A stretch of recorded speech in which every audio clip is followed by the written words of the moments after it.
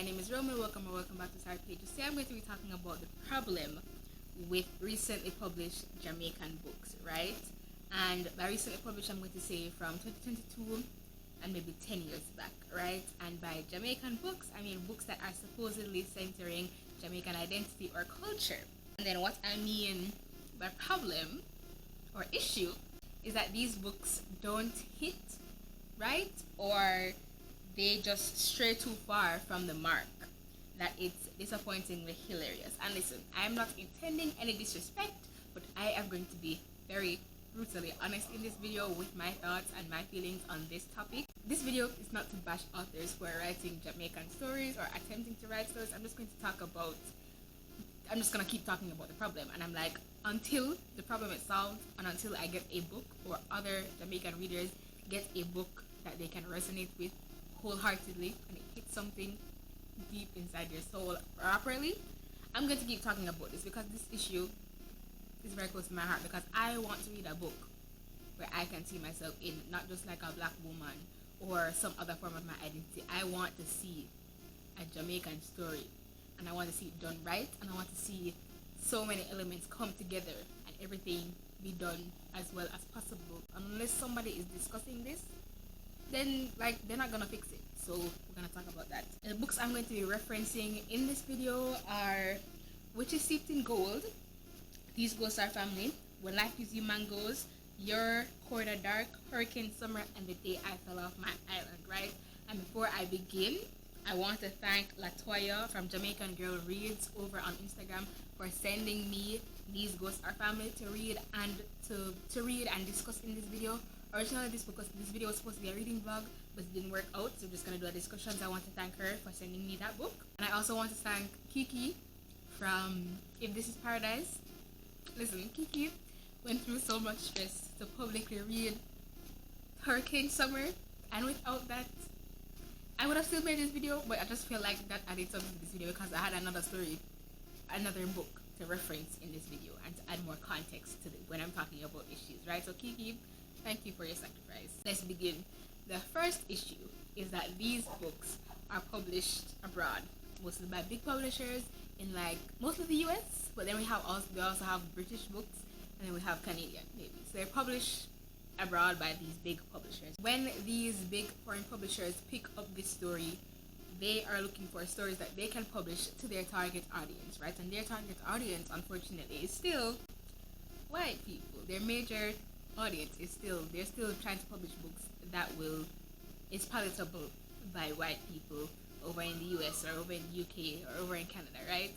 And they want a story that's either going to be so watered down that it's like, oh, they're getting a piece of the culture but it's easily palatable for them, or if it's not that, it's a story that fits into a stereotype that they have of Jamaica and Jamaica's culture. So the stories end up being incorrect or disrespectful in some cases, or just ridiculous and a laughable slap in the face. Then we have stories that are decent, but they're just so heavily edited that it just doesn't feel like a Jamaican story, or the setting is not Jamaica, but it's said to be Jamaica, but it's just not. So like what I mean by that is like things like the patois that's supposed to be in the story is either like a US, I don't want to say whitewash because we have white Jamaican people, but it's a US washed version of patois that is just so far from actual patois. Like it's obviously not standard English, but it's not patois anymore because they need to write it in a way that people who don't speak patois will easily be able to read, and it's like something that's obviously other than standard English. Like you have words that like they're close to patois, but they're not really patois, and like they don't even try. Sometimes they just put foolishness on the page, or they just put incorrect English on the page. That's something that happens frequently. They just put incorrect grammar on the page and say that's patois, and that's how we speak over here. The descriptions of Jamaica as a setting, that it either feels like the absolute ghetto of Jamaica,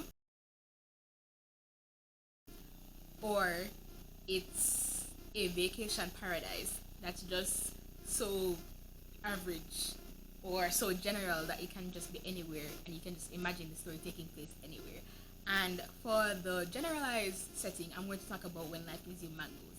because that book was supposedly set in Jamaica. I was actually a bit confused about when this book was supposed to be set, but apparently it was supposed to be set in like present day, like 2018 something something, and I didn't get that. But we're not gonna talk about that. I'm talking about the setting. There was even an instance where a bookstagrammer was writing a review of this book or recommending this book, and they had said it was set on a fictional island, and I just had to laugh because that's kind of what it felt like. Because they did not feel like Jamaica. It just felt like any tropical, a random imaginary tropical island that, tourists come. So that's the first issue.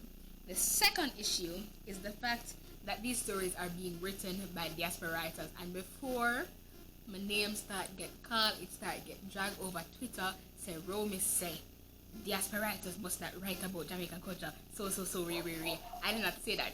Let me tell you what I'm saying. Diaspora writers, Jamaican diaspora writers, Jamaica is still their culture, and you can still write your story. But the issue is the stories that you are writing currently and publishing, it's not your story. Diaspora writers are insisting on writing stories that are set in Jamaica, where we have characters who are born and raised in Jamaica, and that is not their story. And they're like, you can tell when they are writing stories and they're not doing research or doing the bare minimum of research, or they're writing the book with the only thing in their head is what they grew up hearing from their parents or their grandparents, family members who were born and raised in Jamaica before they moved abroad and had them in that abroad place, right? So like they don't have any actual current information or experience about Jamaica, and then they're going to write the story as if they know firsthand, and it never ever works out. Yeah, so when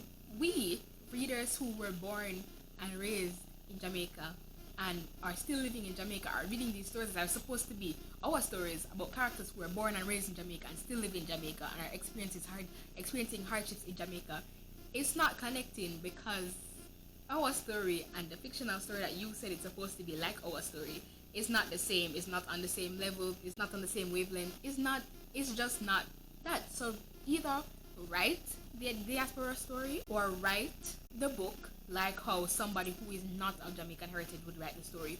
Do your research. Do heavy research, because that's what you're going to have to do to get the story right. Because just going in like you know what the fuck you're doing, it's not gonna work out, and it has not been working out. Case in point, Which is Steeped in Gold, Hurricane Summer, and Your Corner Dark. So Which is Steeped in Gold, I know Which is Steeped in Gold is a Jamaican inspired fantasy, so we cannot hold it to the same standard as a contemporary story.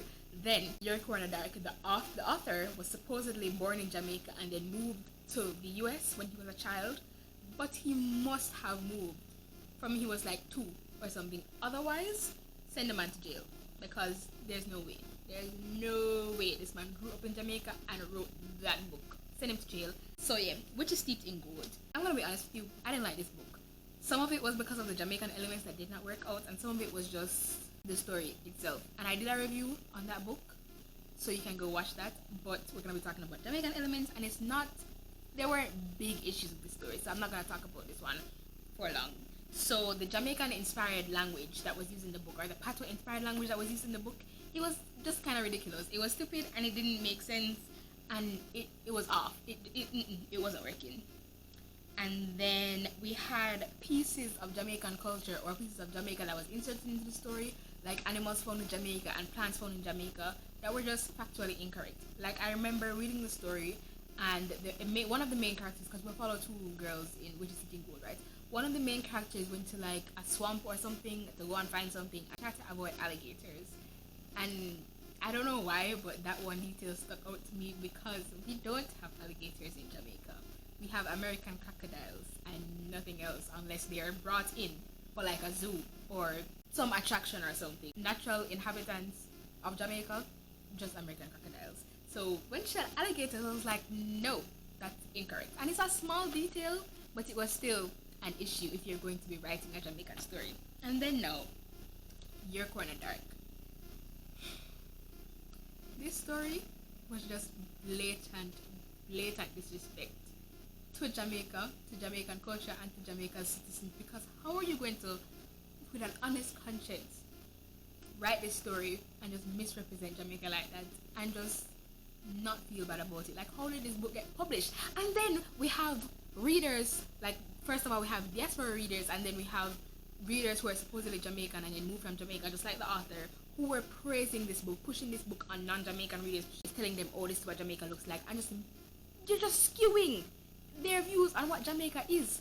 And I just feel like that's like coming into my house and slapping me in my face, because this author obviously left Jamaica early on in life, or else, as I said, he's going to jail, and remembered nothing about Jamaica, asked none of his relatives about Jamaica, and then did no research on Jamaica, because otherwise, how is he going to write this book and it came out this way? There was no research put into this book, right? Because there were details in the story that didn't make sense, and then there are things that he added to the story. Okay, let me talk about some. There's just stuff that didn't make sense. Like, we had characters going to high school in Jamaica, and all schools in Jamaica, you have to wear a uniform. There were characters going to Jamaica wearing their uniform, and they were wearing the uniform in a certain way to seem cool, right? But you spend 5 minutes in a Jamaican school, and you know that's not going to work out. We had boys who were wearing their tie just like untied, like a scarf or something, just hanging down, and then shirts unbuttoned, like the front of the khaki shirt unbuttoned, and then we had girls replacing the uniform shirt with some other skirt and wearing makeup and whatever. I'm like, in Jamaica, no, it's not gonna work. So, like, wearing your shirt unbuttoned, not tying a tie, wearing makeup in school, that's not gonna work. And then the main plot advancing detail in Your Corner Dark was the MC's father got shot, and then he went to the hospital, and he was getting treated for the gunshot wound. And then when they went to visit him, the nurse came and said Jamaica's medicine is not advanced enough to treat the gun. There were complications treating the gunshot wound, and Jamaica's medicine was not advanced enough to treat the complications. They didn't have the antibiotics in Jamaica to treat the gunshot wound, and they're going to have to send him abroad to treat the gunshot wound, and that the treatment in Jamaica that they didn't do successfully, plus sending him abroad, is going to cost like millions of dollars. And then the MC had to join his uncles or some relative's gang to get the money. First of all, excuse me? Suck your mother. This is not the US. Jamaica has free healthcare. You're not going to go to the hospital with a broken arm and come out with debt.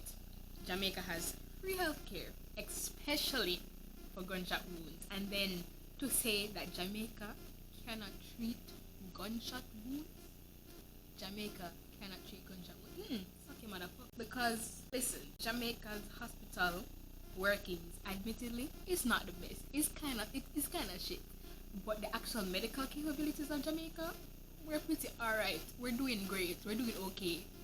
Like, to treat some debilitating illnesses, sure, we're not doing research and stuff on that, but we're good enough to be treating gunshot wounds and complications with treating gunshot wounds. Jamaica's hospital can at least do that, and you're not going into debt. You're not spending millions of dollars to I'm done. Yeah. So plus this man mentioned dollar stores multiple times. Dollar stores in Jamaica. Enough said. Goodbye. Next thing, Hurricane Summer. You cannot convince me that this story was not the author writing a self-insert fan fiction, imagining what it would be like if she had visited Jamaica as a child and had all the Jamaican citizens being in awe of her very existence. You cannot convince me that that is not what this story is. Because we had teenagers in Jamaica not knowing who Beyonce was. They went to the beach and they tied their clothes to sticks, like those caveman cartoons when they would we had big adults in Jamaica and teenagers being in awe that the main character had just lived in the US. Like, the Windrush generation does not exist. Like, burial children in Jamaica do not exist. Like, people not going abroad for university, or people not going abroad just to get a job, like to get a new job. Like, we're not afraid of no like American girl coming here. We're not afraid of no US girl come here. When I run back her because she come from the US. Don't kid yourself. Don't. And then the author took it upon herself to discuss issues, political issues in Jamaica, and like discuss colorism and rah. Anyway, so yeah, this girl, no research done, and yeah. And then the third and final issue is that nobody wants to talk about present stories. All the books, if they publish and they're set taking place in present time, they have the last two issues or something else. But if they're a decent book, then it's mostly taking place in the past, or it takes place half in the past, half in the present, but the present is taking place in another country, right? And for this, I'm going to be talking about These Ghosts Are Family and The Day I Fell Off My Island. These stories are objectively good stories. The parts that take place in the past in Jamaica, they were written well. Me, from going to like history class in prep school and hearing my grandmother and my mother talk about Jamaica, whatever, it felt like an accurate representation of Jamaica, and it was good. But then present day is taking place in the US or in England, and I'm like, why won't you tell stories from the last 10 years? Readers now, young readers are wanting to see our experiences with just now growing up. Why can't we get that? Why can't we see the current Jamaica in books, right? But yeah, that's all I have to say. Why can't we get stories that we want? Why can't they be written well? Why do they have to be washed down and scrubbed of any actual cultural significance before they're published? Just like why? But anyway, let's discuss in comments, or you can find me on Instagram or Twitter or wherever, and you can discuss it with me. Feel free to discuss it with me. This is an open discussion. If you disagree with me, let's open the discussion, because I just feel like this is a serious thing, and it's not getting any better, because I keep picking up books, I keep seeing Jamaica, and I'm like, okay, it's a buzzword. It's like a buzzword for me, and I keep seeing, oh, this is a Jamaican story, whatever, and I keep picking it up, and I keep expecting something different, and it's always the same thing, the same issue, the same disrespect. Come on, be better, do better, please, I'm begging y'all. Anyway, regarding liking, commenting, and subscribing, do what you want. Bye.